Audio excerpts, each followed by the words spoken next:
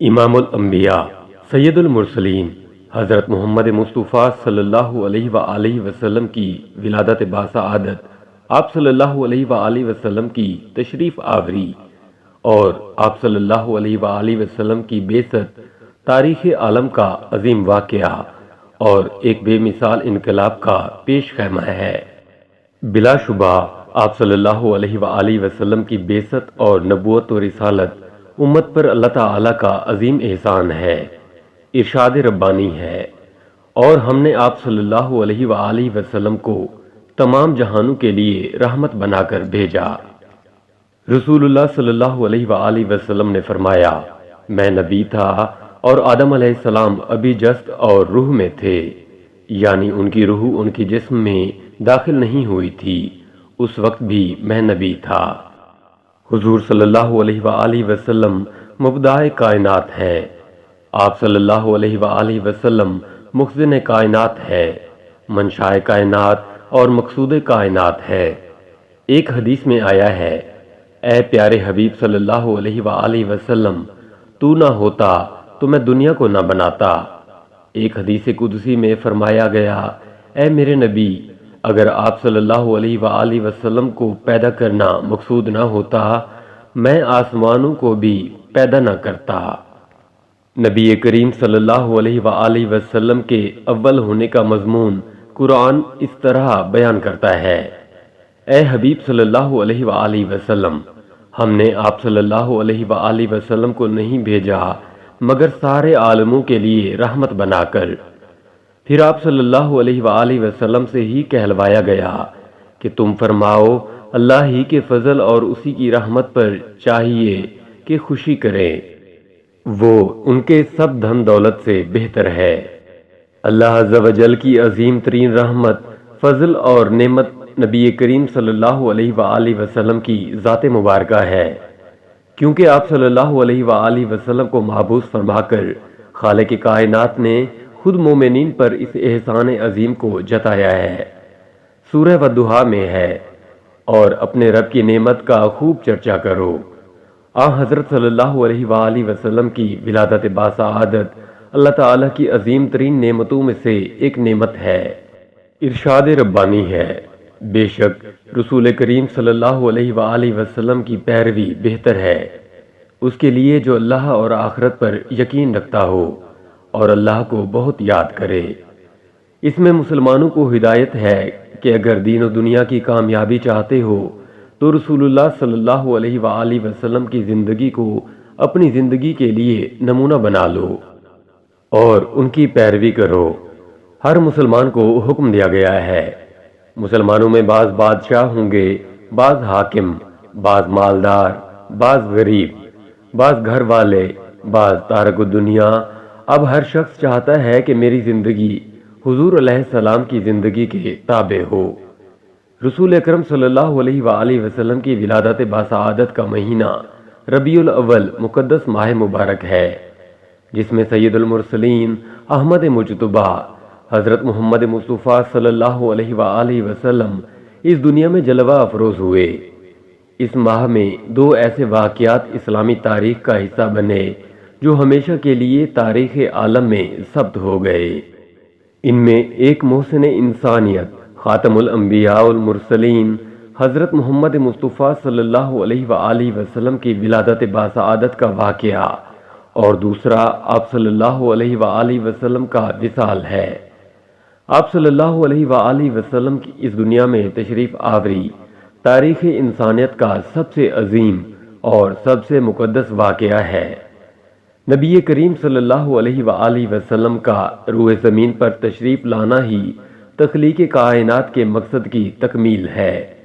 یہ زمین و آسمان اللہ تعالی نے اپنے محبوب صلی اللہ علیہ وآلہ وسلم کی خاطر ہی پیدا فرمائے۔ بعثت محمدی صلی اللہ علیہ وآلہ وسلم کائنات کی سب سے عظیم نعمت ہے جو خالق کائنات نے اپنی مخلوقات پر فرمائی، یعنی ہر نبی سے عہد لیا گیا کہ اس کی زندگی میں باوجود ان کی نبوت کی موجودگی کے اگر آنے والے نبی صلی اللہ علیہ وآلہ وسلم تشریف لے آئیں تو پھر کسی نبی کی نبوت نہیں چل سکتی، بلکہ اس نبی کو بھی سرور عالم صلی اللہ علیہ وآلہ وسلم کی نبوت و رسالت پر ایمان لاتے ہوئے ان کی تائید و نصرت کرنا ہوگی۔ جب انبیاء کرام علیہم السلام کے ساتھ یہ معاملہ ہے تو پھر ان کی امتوں کا کیا وصف ہونا چاہیے؟ ظاہر ہے کہ ان کے لیے تو بدرجہ اولا لازم ہے کہ وہ سرور کائنات علیہ الصلوۃ والتسلیم پر ایمان لائیں اور انبیاء علیہم الصلوۃ والسلام کے اللہ تعالی کے ساتھ کیے گئے عہد کی پاسداری کرتے ہوئے منشاء ربانی کے مطابق آقا صلی اللہ تعالی علیہ وآلہ وسلم کی اطاعت و فرما برداری اختیار کریں۔ چونکہ ہادی عالم صلی اللہ علیہ وآلہ وسلم کی بعثت مبارکہ کے بعد تمام شریعتیں منسوخ ہو گئیں، قیامت تک کے لیے دستور حیات صرف اور صرف شریعت مصطفی صلی اللہ علیہ وآلہ وسلم قرار پائی ہے۔ جیسا کہ ارشاد باری تعالی ہے، اے محمد صلی اللہ علیہ وآلہ وسلم کہہ دیجئے کہ لوگو، میں تم سب یعنی پوری انسانیت کی طرف اللہ کا بھیجا ہوا ہوں، یعنی اس کا رسول ہوں۔ وہ جو آسمانوں اور زمین کا بادشاہ ہے، اس کے سوا کوئی معبود نہیں، وہی زندگانی بخشتا اور وہی موت سے ہمکنار کرتا ہے۔ تو اللہ پر اور اس کے رسول نبی امی صلی اللہ علیہ وآلہ وسلم پر جو اللہ اور اس کے تمام کلام یعنی تمام سابقہ کتب و صحائف پر ایمان رکھتے ہیں ایمان لاؤ اور ان کی پیروی کرو تاکہ تم ہدایت پا جاؤ۔ یہ اللہ تعالیٰ کا انسانیت پر احسان عظیم ہے کہ رسول اکرم صلی اللہ علیہ وآلہ وسلم کو کسی خاص خطے، قوم یا زبان والوں کا نبی بنا کر نہیں، بلکہ آپ صلی اللہ علیہ وآلہ وسلم پوری انسانیت کے لیے پیغمبر، رشد و ہدایت کے مقام عظمت و رفعت پر فائز کر کے معبوس فرمائے گئے۔ نبی صلی اللہ علیہ وآلہ وسلم کی شفقت، محبت، ہمدردی، صبر و تحمل، برداشت، بردباری، حلیمی بھری خیر خواہانہ جد و جہد جو صعوبتوں اور مشکلات کے درمیان رہی، ان کا نتیجہ یہ نکلا کہ وہ انسان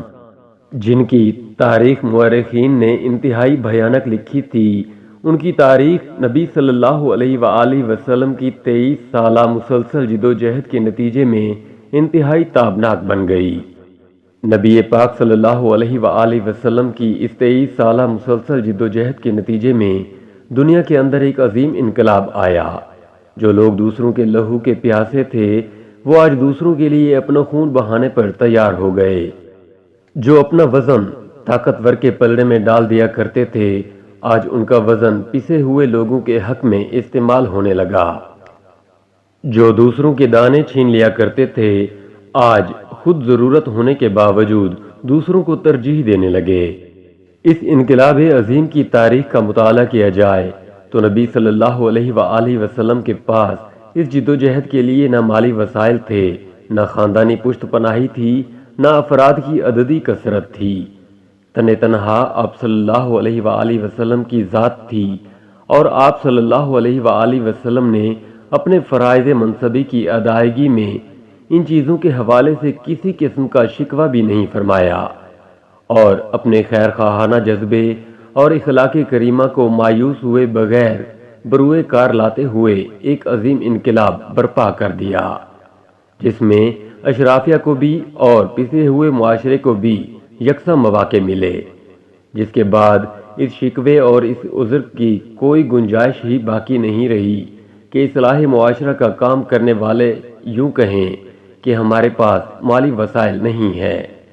یا کوئی یہ عذر پیش کرے کہ کثرت مال کی وجہ سے میں کامیابی حاصل نہیں کر سکا، یا پسا ہوا معاشرہ یوں شکوہ کرے کہ مال کی قلت ہماری کامیابی میں رکاوٹ بنی۔ یہ تو خالصتاً دل پر محنت تھی، جسے اللہ تعالیٰ نے محنت کرنے والے کو بھی اور اشرافیہ کو بھی اور پسے ہوئے معاشرے کے ہر فرد کو بھی عطا فرما رکھا ہے، اور اس دل کی محنت کے نتیجے میں جب دلوں کا فساد ختم ہوا تو جسم سے نکلنے والے اعمال بھی صالح بن گئے اور اس کے اثرات معاشرے میں بھی مثبت انداز سے ظاہر ہوئے۔ یوں پوری دنیا کی کایا ہی پلٹ گئی۔ یہ آپ صلی اللہ علیہ وآلہ وسلم کی فتح و کامیابی کا عظیم اور تاریخ ساز کارنامہ ہے۔